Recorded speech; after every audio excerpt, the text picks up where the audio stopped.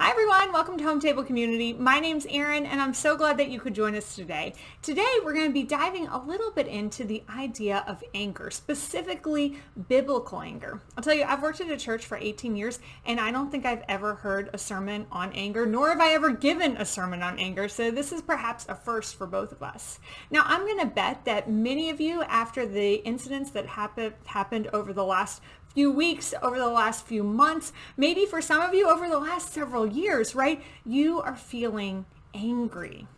Angry, right? Angry at how Black people are being treated in America, angry at how they have been treated for centuries upon centuries, angry at the systematic racism that is just built into our nation, and for many of us white Americans, maybe angry with ourselves for not doing something earlier, for not seeing the discrimination that has been a part of this, for even perhaps being part of the system of oppression that has been killing people for centuries, right? Now, like I said, anger is not something that in the white church we talk about a whole lot. It feels uncomfortable. It feels like somehow it's against our biblical principles, right? We're supposed to be people of peace, and so anger seems to be the opposite of that. And I'm going to dive into that a little bit more. Anger and peace are not in that type of dynamic relationship, right? That is not like the other side of the coin. So let's dive into this idea of anger. Anger comes from this sense of being wronged. That's where we get our anger from. So whatever it is, from the smallest thing to the biggest thing, it's that idea that we have somehow been wronged, that something feels like it's not right. I want to hold on to that word right. It's a very faithful word. Now, when we think about right, sometimes we define this personally, right? It's a sense of what I feel is not right. But as Christians, we're supposed to define things through the perspective of God. So we're defining not right as what is not in line with God. So that's how we look at that. So when we think about anger, what we're finding is that there are times when things feel like they are not right. They are not as God would have them be. And when we're talking about that type of anger, what we're talking about is righteous anger. Okay, so that idea of righteous anger. Righteous anger seeks what God seeks. It hates what God hates. It wants what God wants. That's how we would define righteous anger. And there's a lot of examples of righteous anger in the Bible. So you first start with Moses. Remember, Moses goes up to the mountain. He receives the 10 Commandments, on the stone tablets. He comes down and he sees that all of the Hebrew people are worshiping like a golden calf, right? They've all totally gone away from worshiping God. And he famously throws down the tablets and cracks them. And then there's a whole bunch of other stuff that happens after that, right? But it's a scene of anger. I mean, he's just so furious with these Hebrews that they could go and do this. There's another example. David has some really angry Psalms, specifically in Psalm 139, I think it is. David says, I will hate whatever you hate, Lord. I will hate whoever hates you, Lord, right? So he has that anger in him. So people going against God. We also see this in Nehemiah. Nehemiah hears the rich people of Israel talking about not treating the poor people fairly, and he gets very frustrated with this. He just cannot believe these people of God would act this way. Now, when you move into the New Testament, there's lots of examples of Jesus being angry.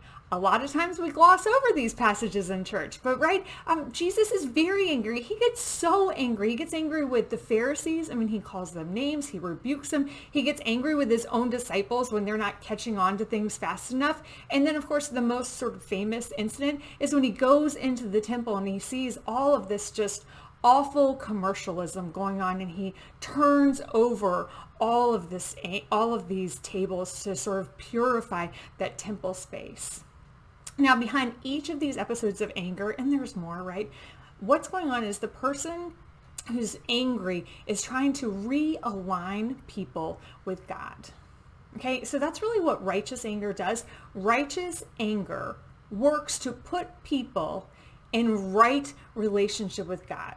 So like I said before, it wants what God wants. It hates what God hates. It seeks what God seeks. It is deeply, deeply, deeply rooted in love for the other. And just pause here for a little bit. or love for the other, you wouldn't be angry if you didn't care about the other, if you didn't care about all of these systems, right? You're angry because it's supposed to be different, and because this person is supposed to be better, and because you want them, you deeply want them to be better. So when we talk about righteous anger, it is deeply rooted in love. Now, righteous anger follows a little bit of a pattern. I'm going to hold it up here, right?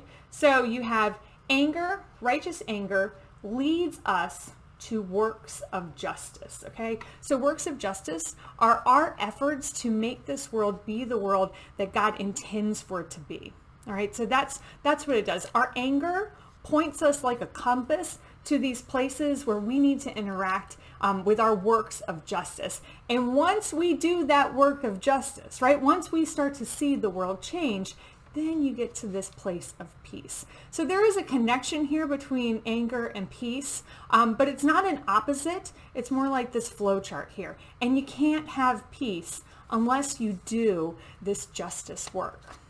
Now, that's all wonderful and good. And we need our anger to point out those places of injustice and those places that call for us as Christians to do work.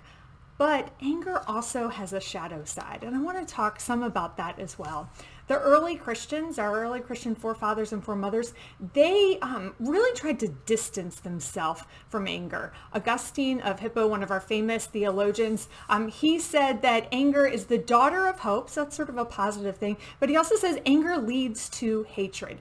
And that's what I want to touch on today, because there is healthy anger. Healthy anger leads to healing. Healthy anger leads to restoration. Healthy anger leads us to justice. But there is also unhealthy anger.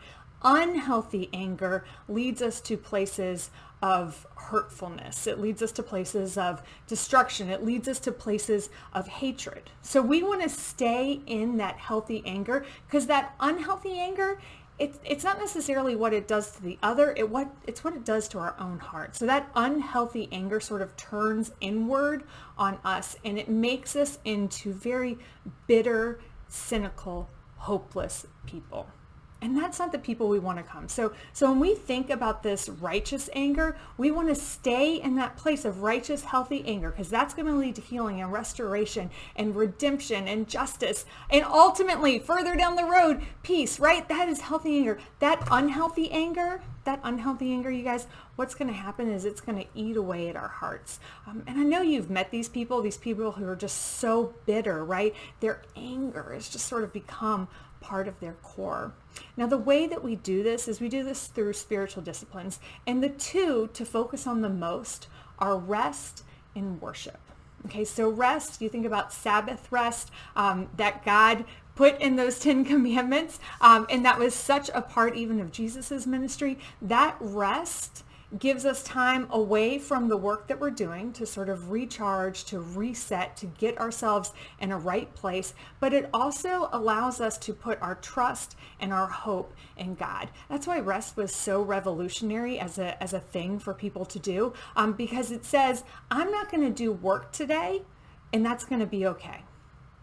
And that's a hard thing to do, right? I'm not going to do work today because I know that God is in charge, and because I trust in God, and because my hope is in God doing the work. So I am going to rest. So ultimately, resting, finding practices of Sabbath is a practice of trust in God. It's a practice of letting go and letting God come and take over. So that is really important in this work. It lets us take the focus back to God. It lets us give some of that pressure that we're feeling from that justice work and from being angry, and gives that to God, who is big enough to handle all of that. The next piece is worship. So worship is really deeply rooted in a sense of praise. You can also connect it to practices of gratitude, right? That's all sort of tied to worship. We worship God because God is God, right? That's it. I mean, it's as simple as that. Now, there's lots of ways we do this. The Psalms are beautiful ways of worship. We worship God for nature. We worship God for our family. We worship God for the things that we have. All of these are acts of adoration, acts of praise, acts of thanksgiving. We worship God for being God. When we do that, what it does is it opens our eyes up to some of the positive things that are at work. Because sometimes in that righteous anger place, it's really easy to be consumed by how much stuff is going wrong and how much work there is to be done and how hopeless the situation is. Okay, that's where it can go. So what we want to do is continue to practice worship, because our worship points us back to God. Our worship reminds us that there is hope. Our worship reminds us that God has given us so much, even when times are hard and even when there is struggle and challenge. So those two practices, I think, really will help us to guard our hearts against some of the shadow sides that come with anger. Alrighty, my friends, I pray for blessings on your week. I pray that it might be filled with grace. I pray that it might be filled with righteous anger and many works of justice, so that we all might know peace. I pray this for you. I pray this for me. I pray this for our communities, and I pray this for our world. Go in peace. Amen.